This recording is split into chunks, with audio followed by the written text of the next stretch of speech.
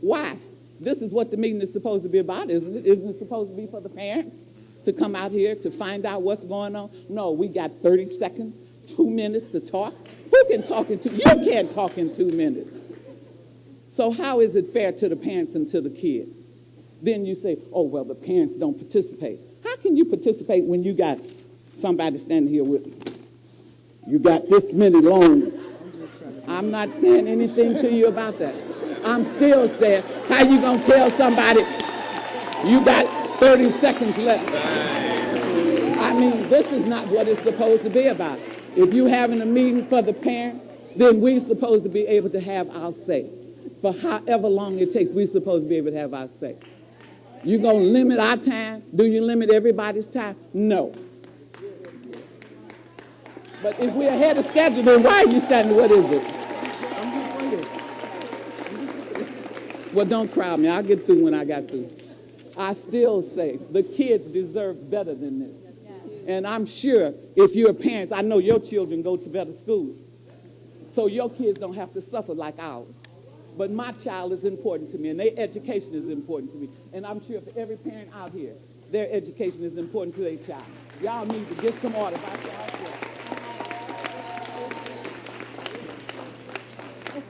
What school are you from? Henderson Elementary. Oh, give me 1 second. I got Harper, and then we'll see. So the next school will be Harper. Are there any representatives from Harper? Okay. The next school will be Henderson, and the school followed after Henderson will be Hinton. Okay. Hopefully I can execute this well. Good morning to you guys. I'm here not to blame and put blame on anyone, whether you're in the administrative head or whether you're a parent, whether you are a teacher or teacher assistant.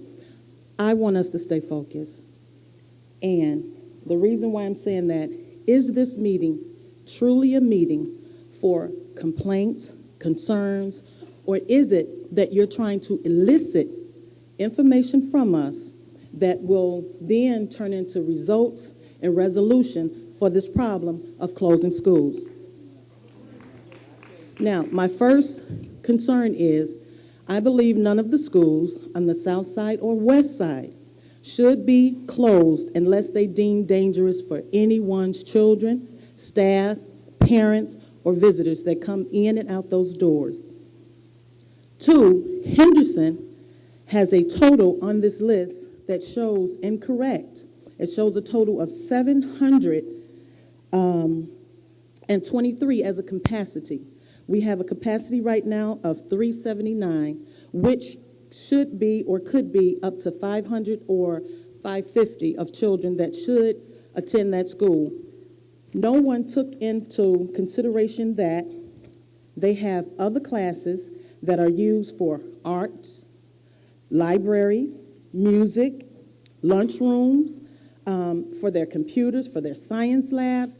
These are the spaces that's taking the room from the capacity number. So if we're trying to give them a well-rounded education, don't take anything away, put some more in. Now, I want to give you a resolution or a solution is we have all of these schools from the north, east, west side of Chicago, from Chicago Public Schools facility. Have anyone ever thought about, instead of closing, why not lease, rent some of the facilities to other organization who is looking for space to do their thing, but not like an amount that's ridiculous, but it's enough to gain revenue that you can put back into the pot, split among the schools, and give the schools who need is the highest more money, and the schools who need is not as highest. Give them what they feel they need or what they could use to make their environment better. Okay? Okay. You know what? I can't concentrate like that. You can say your part, but this is the thing. There was some information that came out that said about Illinois lottery was supposed to give to Chicago Public Schools. Did we get that money? They said if we have these gambling boats or gambling facilities, they were supposed to give a section of that money to Chicago Public Schools. Did they? Did you guys get it? Did you receive it? If so, where the report? What's the amount? If not, if they need to give up more, then they need to give up more. And not only that, there may be some businesses that may want to donate or to give. Okay, young man, thank you. Although he says my time is up, I'm going to respect that. If you need some more solutions to the problem, it's time out for us to complain. It's time out for us to bicker and fight one another because we're on the same side. We all want these children to be safe. We all want these children to stay in the community and to rise and to be a better man or a better woman, a better person, and to be successful in their life. So if you are on, then you can talk with me later. I can attend some of your meetings. I can be there and give you some more solution, because I'm about solution to the problem, not the fighting. Fighting is not doing anything. Thank you. Ma'am, make sure that's the purpose of the breakout sessions too, so thank you. So please make sure you attend one. Just a couple things I do want to just let you all know, because we do want to give every school an opportunity to speak. I know Hinton, I already called them that they were next. After Hinton, I'm going to call Bass. They do have representatives here that want to speak because we want to give every school an opportunity. And I'm only asking for those 2 minutes only because we want to give everybody an opportunity to speak. Not because I want to cut you off. I'm just a number holder. But we want to give everybody truly an opportunity here, that opportunity to share their concerns about their schools, okay? Yes, sir. Yes, sir. All right, thank you. You hear something? Thank you. 2 minutes, please. Good morning. My name is Constance Roberts, and I'm a teacher at William A. Hinton, located at 644 West 71st Street. And I've been a staff member there since 1988 and would like to speak on behalf of keeping our school open. Hinton is currently a level 2 school where teachers are hard workers and continuing to make gains. We were one of the schools that received the first merit awards for exceptional academic growth this year. We provide more than an academic environment. It is a safe haven for the community.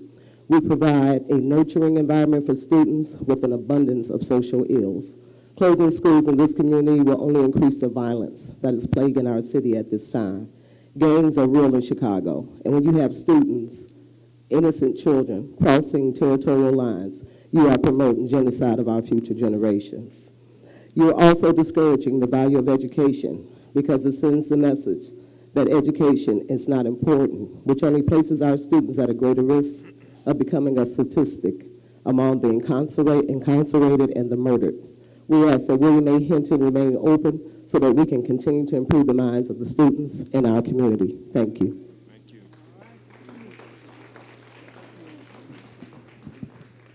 Hi, I'm the case manager at Hinton Elementary, and we're here representing. We have worked hard educating our students, and even our AIO, Mr. Willis, can vouch for that. He's been in our building several times. We brought up our scores. We are now level 2. We have structures in place that are very successful. The teachers have great support and resources.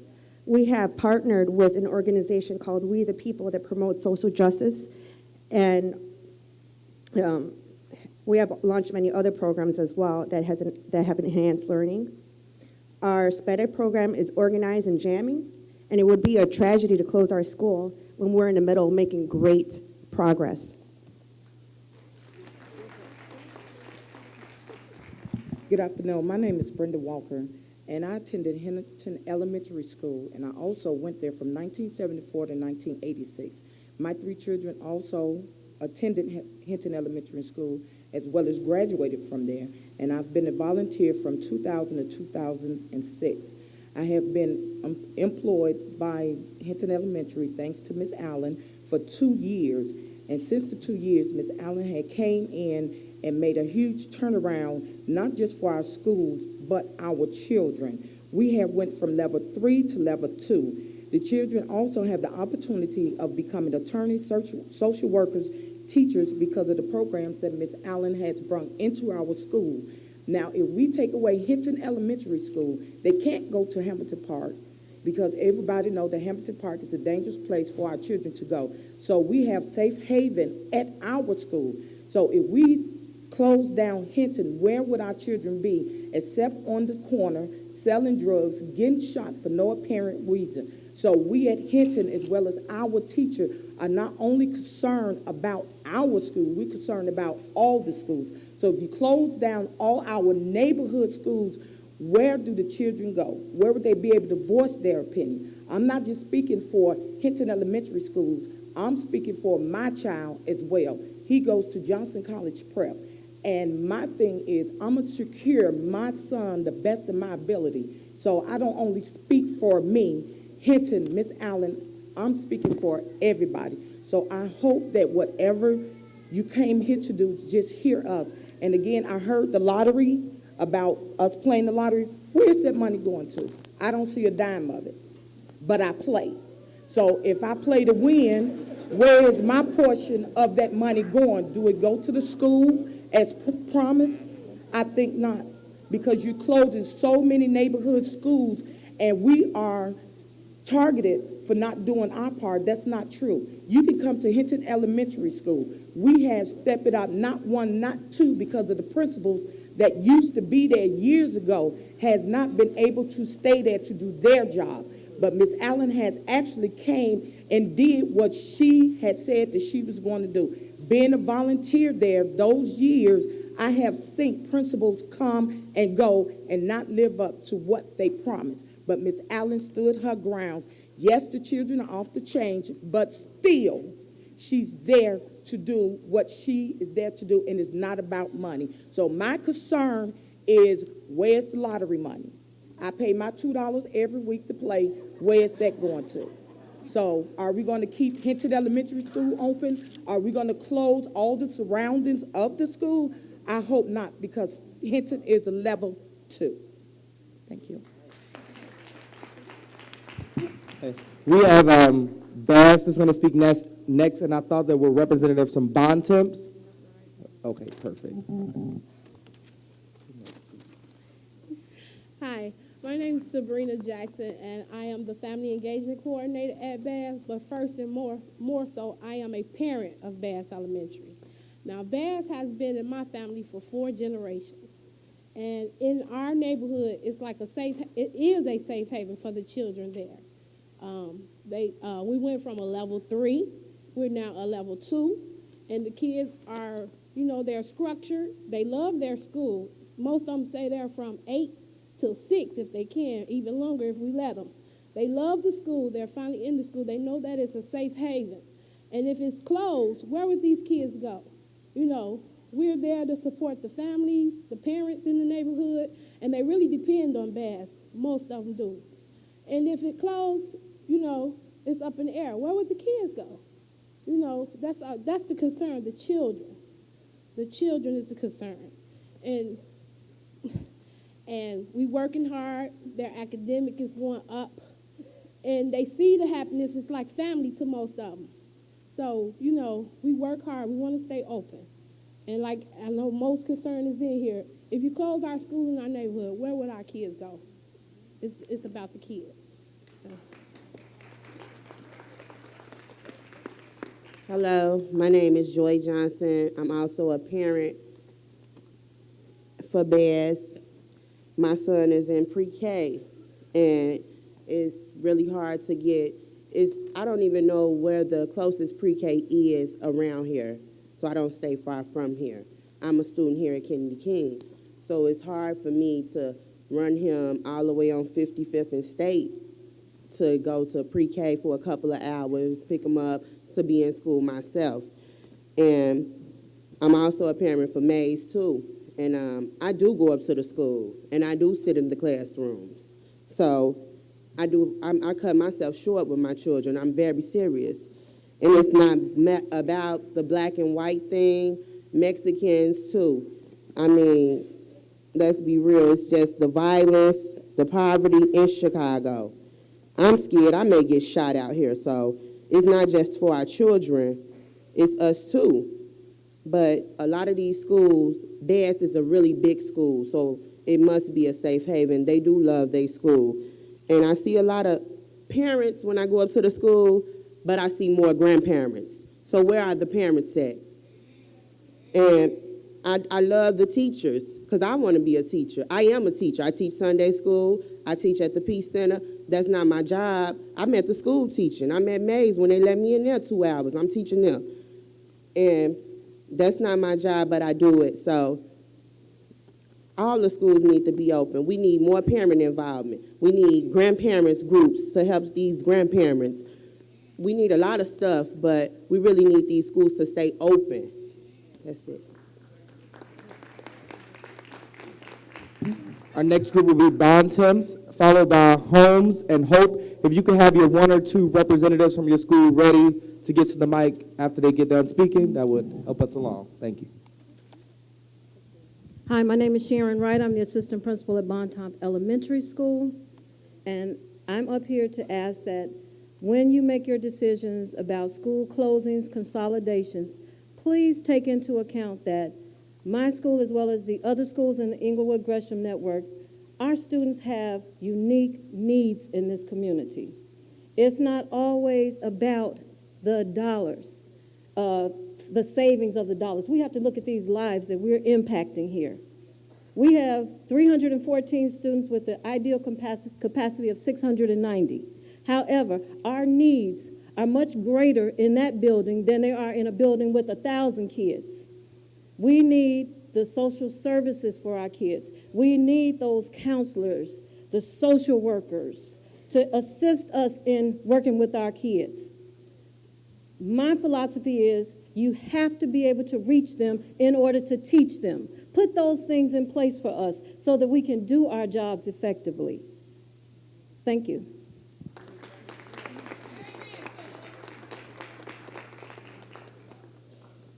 Hi, I'm Nicole Ivers. I teach first grade at Bontemps. Bontemps is the only school that I've ever taught at. I've been there for 18 years. I knew when I started teaching that Englewood was where I was going to teach because there was the greatest need. And they desperately need us. And their teachers really care about them. That's it. Hello, my name is Jerry Baumgarten. I teach at Bontemps Elementary School. I teach third grade this year. I've taught first grade previously. I've been there for 9 years. However, I am also a parent as well. And every day I ask myself, is what I am doing in the classroom good enough for my children at home? That's how I get in the classroom every day and make sure that I am doing what I need to do to educate these children. Because if it's not good enough for my twins at home, then it's not good enough for these children. However, also as a parent and as a teacher, I truly believe that we are to work to solve a problem, not to go from one extreme to another. So in the classroom, you go through a set of consequences, you take actions until you get to your ultimate goal. However, my question to you is, how many resources have you given us? How many chances have you given us to do what we need to do, but not giving us what we need? So I think that you may be amazed if you give the resources and pour the money into these schools and get these children what they need, that the outcome that you may see. My other question is, as a teacher and as a parent, I'm in Englewood because I want to be in Englewood, not because I have to be in Englewood.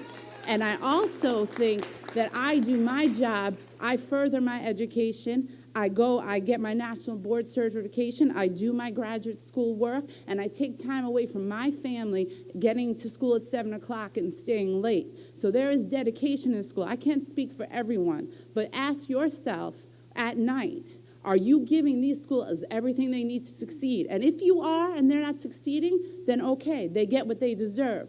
But I truly believe as a teacher at Bontemps Elementary School that if you gave me more, my children would be more successful. And the last thing I'm going to say, because I see I have my 30 seconds and I like to talk, but the last thing I'm going to say is I keep hearing on the news that the children are our greatest resource and we have to protect them.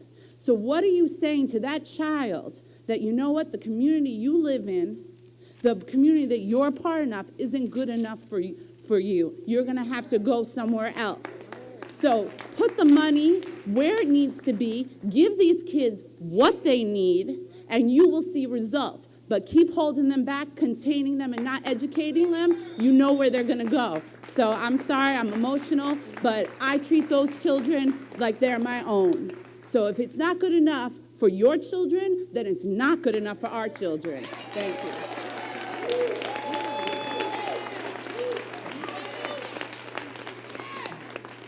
Are there any speakers from Holmes Elementary? Holmes?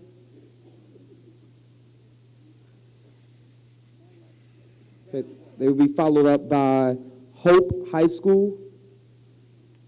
Any speakers from Hope? Okay. The next two groups will be Mahalia Jackson. Any speakers from Mahalia Jackson? Okay. They will be followed up by Scott Joplin. So please have your one or two speakers ready from Joplin. And then Kershaw. You're from Jackson. Mahalia Jackson. Good afternoon.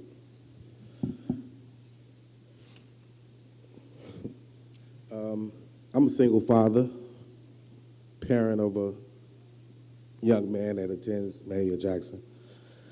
Just recently, what was that, Thursday? Wednesday. That was actually myself and 4 or 5 other gentlemen that conducted or assisted with a tour of parents. And in this, I actually learned something about the school in which my son attended. Now, I was also an employee of CPS, done security for Hope and Granville T. Woods as well. And here, this is the only school within, well, is it 63rd in Harlem? That's the next school in the vicinity that caters to the needs of children with disabilities. We're talking about autistic children, talking about children with hearing deficits. And they also, as well as Hope, incorporate these students into the classroom so they're not alienated. They're taught and they're assisted. One thing I want to say as well is due to funding, there is lack of security. And I think CPS only supplied 2 security guards, and you're dealing with hundreds, maybe even thousands of students. How is a child to feel safe when there is no one to secure them? As Hubbard, the principal at Jackson, he hands-on. I think he actually have a hearing disability, so he knows firsthand the challenges that these students are faced with. Another thing, at Woods, there was one thing, as I stated, I'd done security there. They had a father-daughter dance. Now, how many of you have ever seen a father-daughter dance at a child's school? And these men, and like I said, I did security. I had to literally tell these women, no, you can't come in. This is strictly for the fathers and their daughters. And as a man, and I have a daughter as well, it really made me feel good to see these men come out in record numbers to support the school, support this program, and support their own child. What you're doing is really hurting these children. I mean, it affects us all. It's a trickle-down effect because if I can't go to the school in which I feel comfortable, I'm not going to go to school. If I'm not going to school, I fall victim to gang violence. Now, you might look at me and stereotype me, but I'm a product of Catholic school, Chicago Public School, and a graduate of Kennedy King as well. And on the outside looking in, I don't deal with numbers. I deal with results. That's what we need, results. Good afternoon, everyone. My name is Jamila Davis, and I am an ESP Special Education Classroom Assistant at Mahalia Jackson. There are many great things happening at Mahalia Jackson. Students are enjoying the integration of technology, the change in behavior, the positive progress that we are achieving. Principal Hubbard is doing what he said that he came to do, and that is to move forward and bring our school to a level 1 school. My commitment is to our students, and our students are bused to Mahalia Jackson because that's a sort of shorter distance. These are special education students that I'm talking about. And when they come there, they enjoy being there because, for one, we have more than enough space to accommodate these students. At Jackson, our special education students meet the needs. They even exceed the goals that we have set for them. And finally, I just want to let you know that Mahalia Jackson students, what they do is they strive for perfection in everything that they do. And I want you all to keep that in mind. Thank you. Good afternoon. My name is Jametta Penson. I am the PAC chairperson and LSC co-chairperson. I have been at Mahalia Jackson School for many years. My daughters went there, now their daughters go there. And I'm there every single day. And I just want to say, I want to talk about the positive things that are going on. I have seen Mr. Hubbard come in and actually turn the school from a school of turmoil to a school of peace. He has brought in about $100,000 in grants and donations from various organizations for literally begging. And he is also motivating our students. One of the things he has done is he's told for the MAP and NWEA, if I got it right, for that testing, he told the students that whoever brought in the highest grade, whoever did their best, they would get a chance to color his hair, and he would walk around for a week. And Mr. Hubbard is sitting over there with his hair colored because he motivated his students. I think that's a great thing. I think that's a positive thing. He has brought in Columbia College to be with our students after school to motivate them to learn. They have academics some days, and then they have free time other days. And I just like to say, closing this school would be detrimental to our students, because where would they go? What would they do? And like everybody else said, they'd be lost.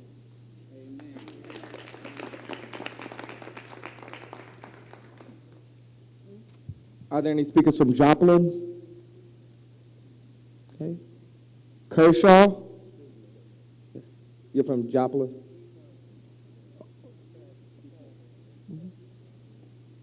It'll be followed up by Langford. If there's any speakers from Langford, please be ready. Since no one is here representing some of these schools, I would like to say good morning to all of you. Good morning. I am Dr. Bell, and I have worked in many of these schools that they mentioned. I have been teaching school for 53 years, and I started to serve, and I travel around